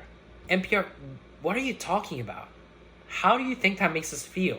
This is also why, in my opinion, CNN will highlight a story about an NBA player getting called the N-word in China, which is horrible and disgusting, don't get me wrong, and they should shed light on incidents like this. But CNN has nothing to say about a Filipino high school student being called Ching Chong by Black students at a basketball game in the suburbs of Chicago. Right here in America, both events which happened around the same time, and both events caught on video.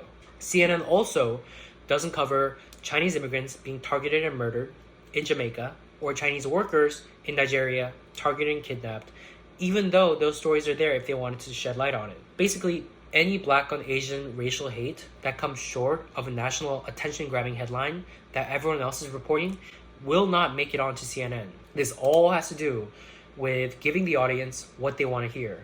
And left-leaning audiences do not want to hear stories that tend to imply or depict the picture that Black people can act oppressively towards another race, especially another marginalized group.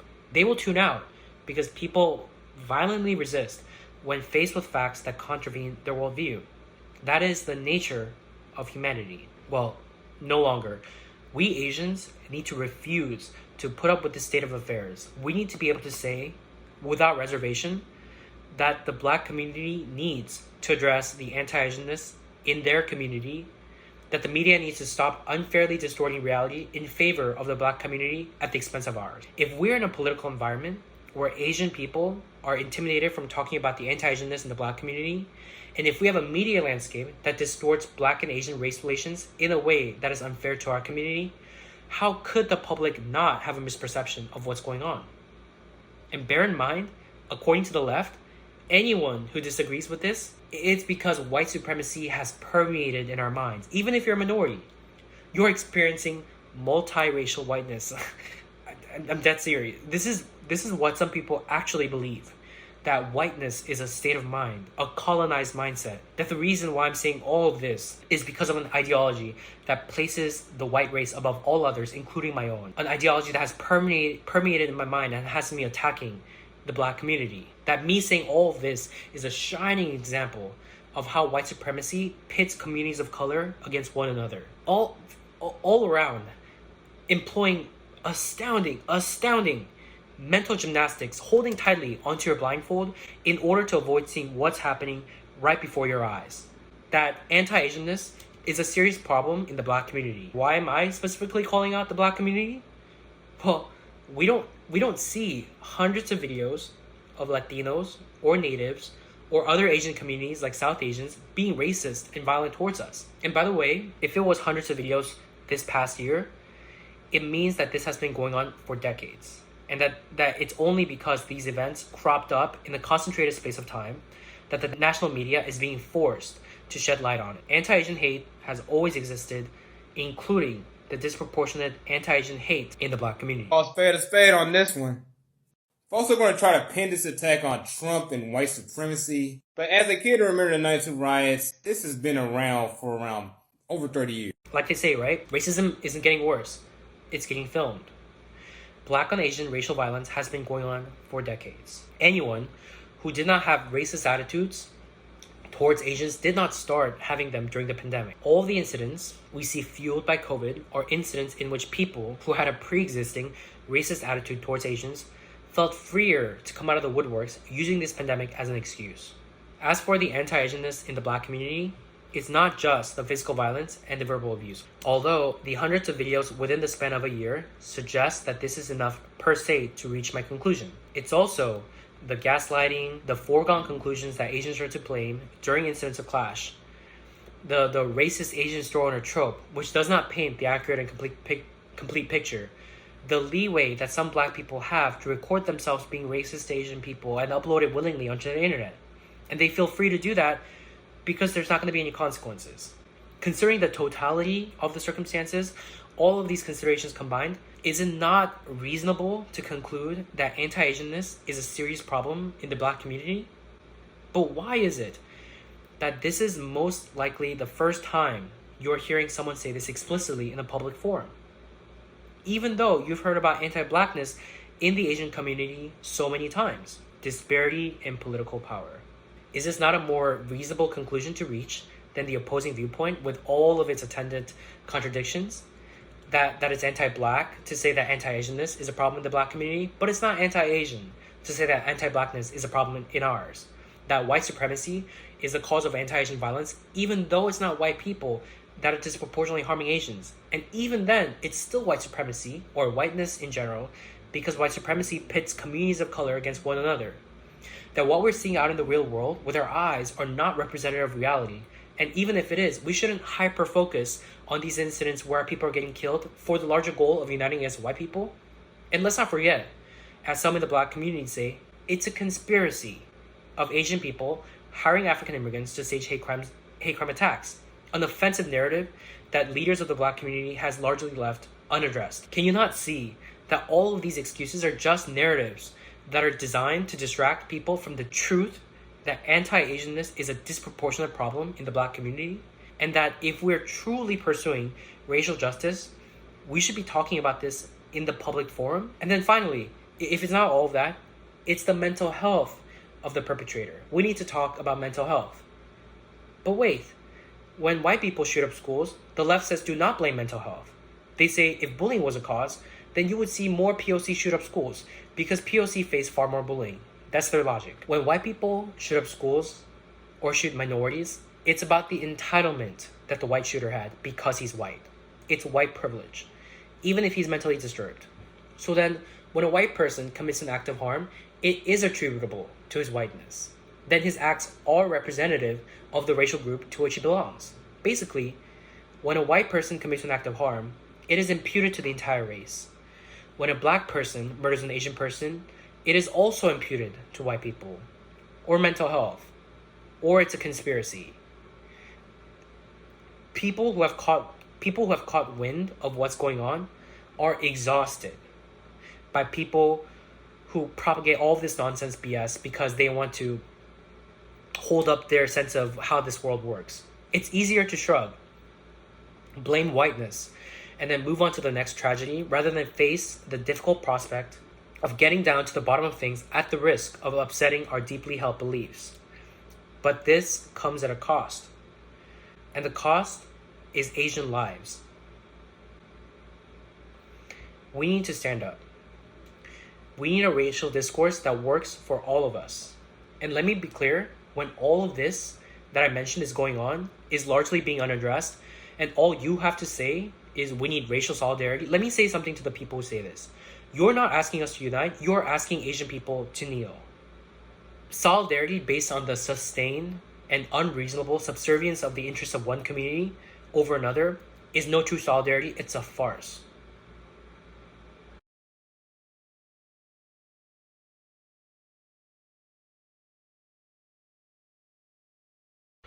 So, what's my conclusion? Well, there are a few things that I'm hoping to see out of this video, and I will lay them out. Number one, and the most important, I demand prominent Black-led organizations, including the most prominent of all, the Black Lives Matter Global Network, to put out a statement explicitly stating that anti-Asianness is a problem in the Black community. Full stop. This anti-Asian violence is caused by white supremacy thing is not an incontrovertible fact, it's a narrative. And considering the context, it's a narrative used with the purpose of distracting from the fact that a disproportionate number of anti-Asian violence has been committed by the Black community. Do not play narrative with our lives. And I demand Black political and movement leaders like Ibram X. Kendi, whose only statements regarding anti-Asian hate pretty much amounted to it's caused by white supremacy, to do the exact same. You may be asking, who are you to make these kinds of demands? Well, as someone who has been affected by racism from the Black community, that's who I am to be making these demands. As someone who's watched dozens after dozens of people who look like my sister, my mom, my dad, my auntie, my uncle, my grandpa, my grandma, get beaten on the streets with people not really saying anything about it. That's who I am to be making these kinds of demands. And just a word to the average Black person watching this, I want you to know, if you're just out there living life and you have never in your life contributed to anti-Asian animus or to the Black people can't be racist rhetoric, it is not your obligation or duty to call your community out or do anything. You don't have to do anything. Despite what they're teaching in the left nowadays, people are only responsible to redress the wrongs over which they've had individual control. To argue otherwise is to argue for collective guilt, which is patently moral. If you, in your life, had never been racist to an Asian person, you did not have to do anything. Why should you? You didn't do anything wrong. But, again, the calculus is different for the leaders of the Black community who has had a hand in this sort of unequal racial discourse and solidarity that I have a problem with. Number two, I would like for people to stop saying things like Black people can't be racist. And I want people who say this kind of stuff to know that people see right through you. People see that what you're saying is, I don't want Black people to be held accountable when they are being racist to another person, so I'm going to say Black people can't be racist whenever I see a Black person being racist to shut down the conversation. Please stop. What you are doing is not racial justice, it is the exact opposite. And it is contributing to the state of affairs where we see some Black people feel free to be openly racist and openly violent towards Asian people. So stop it. Number three, I would like for people to stop harassing and accusing Asian people who do want to talk about the anti-Asianness in the Black community as being anti-Black. Really, true liberation and justice for Asian Americans means being able to talk about any experience that disempower us, not just the disempowering experiences we experience from white people. So stop. You're not helping. If Black people feel free to talk about the anti-Blackness within our community without being harassed, which they should, so too should we be able to talk about the anti-Asianness in the Black community without feeling like we might be ostracized in the process. And with that, in concluding remarks, I would like to directly address leftist and liberal Asians from whom I've experienced the most vitriol when I started talking about this issue in the public. Stop harassing the few Asians who have the courage to talk about this. There are so many more Asians who feel this way. I'm willing to venture a guess that millions of Asian people feel this way, especially so in those of our people who have limited English proficiency, the section of our people who are the recipients of the most ridicule, racism, and disempowerment. So let us have our voice. Just because we have different ideas on how we can best advocate for our community does not mean that we're in the wrong. In my opinion, you are in the wrong. And I'm not saying this as a spokesperson for the entire Asian community, just like you sharing your opinions on uniting against white supremacy at the expense of ignoring anti-Asian violence committed by other minorities is not you being a spokesperson for the entire Asian community. Feel free to share your viewpoints, and so many of you do. You will see hundreds and hundreds of Asian millennials and Gen Zers representing those viewpoints online. Not to mention Asian-led organizations and prominent Asian voices. Okay, let those who have different ideas on how to advocate for our people zealously do so and leave us alone. You may not see it, and you are entitled to your opinions, but in my opinion, you are working against your own people. You're not calling your people in for being anti-Black. You're a pygmy. You'd rather be embraced by your social circles by telling them what they want to hear, rather than doing the uncomfortable thing of telling them things that they don't want to hear, such that our people can liberate ourselves from this racist violence. To you, the racism we experience is lived experiences until our lived experiences do not match up to your sense of how the world works. Look, I'll be fair.